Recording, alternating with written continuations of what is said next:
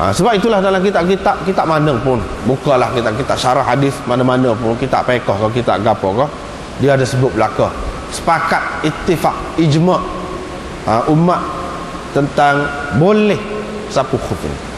Tapi kalau seseorang itu tak pakai khuf, mana kaki dia kosong lah, kena basuh kaki tu ke mana-mana pun, kena basuh bila ambil air semai, tak boleh sapu. Sapu ni bila pakai khuf. Pakai khuf ni pun ada syarat-syarat dia lah. Sebahagiannya akan disebutkan dalam bab-bab akan datang. Di antara syaratnya, walaupun tidak disepakati, ialah pakai tu dalam keadaan suci dah pakai khuf. Barulah boleh. Kemudiannya bila kita patah air sembahyang, kita sapu khuf. Tapi kalau kita pakai tu ketika kita dalam keadaan tak ada air semaya, dalam keadaan tidak suci, tak boleh. Dan ini ada khilaf, akan disebutkan akan datang lah khilaf berkenaan dengan syarat-syarat tu. Sapu khuf tu sendiri semua sepakat. Ni hak dalam kitab Badlul Majhud ini begini dia tu. Ittafaqatil ummah khilal rawafid ittafaqatil ummah khalal rawafid wa ajma'atil a'immah على جواز المسح على الخفين وقد روى المسح على الخفين خلائق لا يحصون من الصحابة. قال الحسن حدثني 70 من أصحاب رسول الله صلى الله عليه وسلم أنه كان يمسح على الخفين. أخرجه عنه ابن أبي شيبة. وقال الحافظ في الفتح وقد صرح جمع من الحفاظ بأن المسح على الخفين متواتر، وجمع بعضهم رواته فجاوزوا 80 منهم 10. ولهذا رآه أبو حنيفة من شرائط السنة والجماعة، فقال فيها أن تفضل الشيخين وتحب الختنين وأن ترى المسح على الخفين. وروي عنه أنه قال: ما قلت بالمسح حتى جاءني فيه مثل ضوء النهار، فكان الجحود ردا على كبار الصحابة ونسبتهم إلى الخطأ، فكان بدعة. فلهذا قال الكرخي: أخاف الكفر على من لا يرى المسح على الخفين. وروي عن أبي حنيفة رضي الله عنه أنه قال: لولا أن المسح لا خلف فيه ما مسحنا. ودل قوله هذا على أن خلاف ابن عباس لا يكاد يصح. وقد نقل ابن المنذر عن ابن المبارك قال: ليس في المسح على الخفين عن الصحابة اختلاف، لأن كل من روي عنهم إنكاره فقد روي عنه إثباته. Dan inilah sebagian yang disebutkan di sini. Maksudnya umat sepakat, umat Islam ni sepakat, selain daripada rawafid. Ni rawafid ni siapa dia? Syiah dan Khawarij. Dia kata tak boleh sapu khuf dalam perjalanan. Kau tidak dalam perjalanan, kau uzur kau tidak uzur, kau tak kira, tak boleh belaka. Maknanya kaki ni bila ambil air semaya, dia tak boleh sapu, dia kena basuh. Tapi kata rawafid ini, dia tidak basuh, dia sapu. Maknanya mereka kata, puak-puak Syiah ni kata, ambil air semaya sapa kaki tu, kalau ada khuf pun, apatah lagi kalau tak ada. Kalau ada khuf pun kena pecah sapu. Lepas pecah tu sapu, bukan basuh, sapu. Kaki tidak boleh dibasuh bagi mereka, hanya boleh disapu. Lepas tu hak kata tak boleh sapu ni ada khilaf pula, ada kata kena basuh pula. Tapi puak-puak rawafid Syiah kata tak boleh basuh, kena sapu. Sapu. Kalau pakai khuf tak boleh. Lepas tu hadis ni dia tolak semuanya. Hadis ini mereka tolak semuanya, mereka tak terima.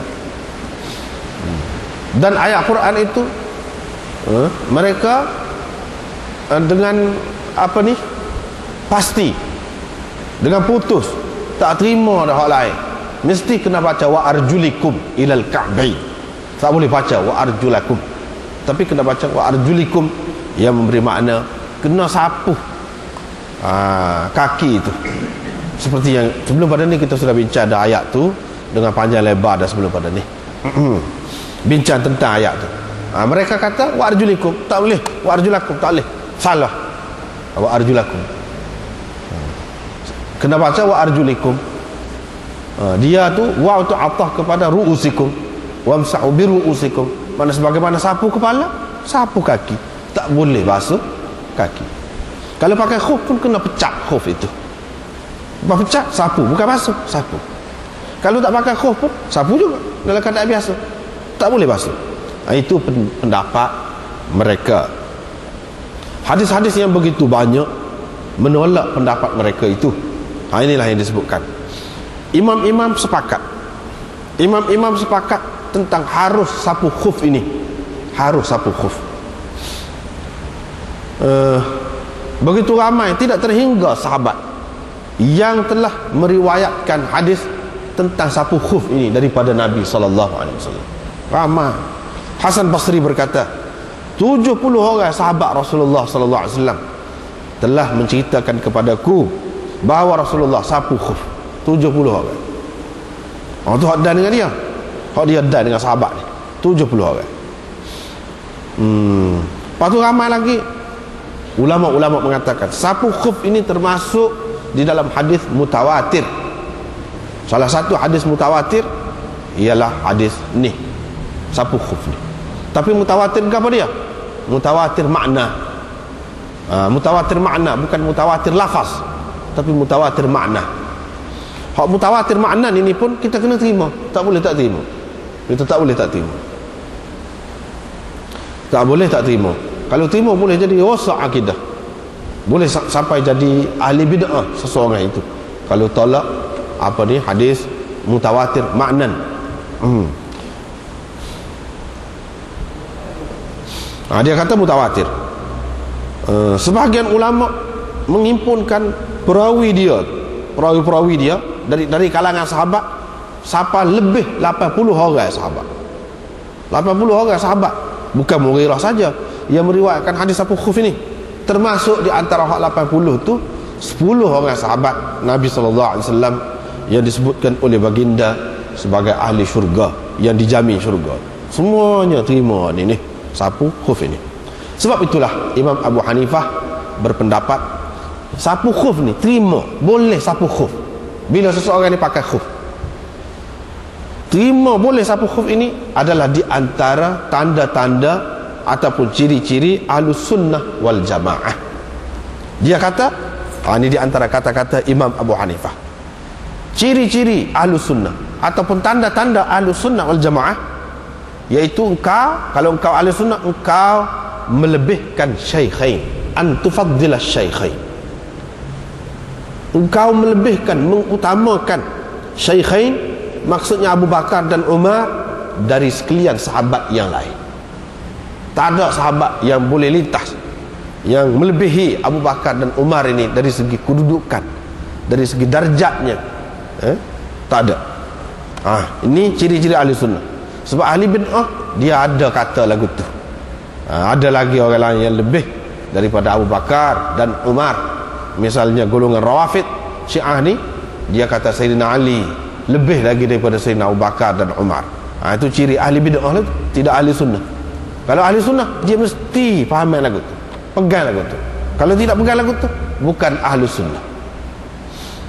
Wa tuhibbal khatanain, engkau kasih kepada dua orang menantu Nabi SAW. Ini tanda ahli sunnah juga. Menantu Nabi SAW, Sayyidina Uthman pun sayang, kasih. Sayyidina Ali pun kasih juga. Itu tanda ahli sunnah. Ada je hak telajak. Sayyidina Uthman dia telajak kasih. Sayyidina Ali jadi siapa? Kurang. Sayyidina Ali siapa? Kurang. Merendahkan Sayyidina Ali pula. Itu orang panggil puak-puak nawasib atau nasibi. Tak boleh juga. Ahli bid'ah juga. Ada juga yang melebih-lebihkan Sayyidina Ali, melebih-lebihkan Sayyidina Ali, iaitu puak-puak Syiah. Tak boleh juga. Ahli bid'ah juga. Dia tidak kasih kepada Uthman, bahkan Uthman dia kata jahat. Sayyidina Uthman ni jahat. Itu tak kena. Sebab itulah Imam Abu Hanifah buat kesimpulan, kalau ahli sunnah dia mesti ada ni, kasih kepada kedua-dua menantu Nabi SAW, Uthman dan Ali. Wa antaral masha al khuffain, dan engkau berpendapat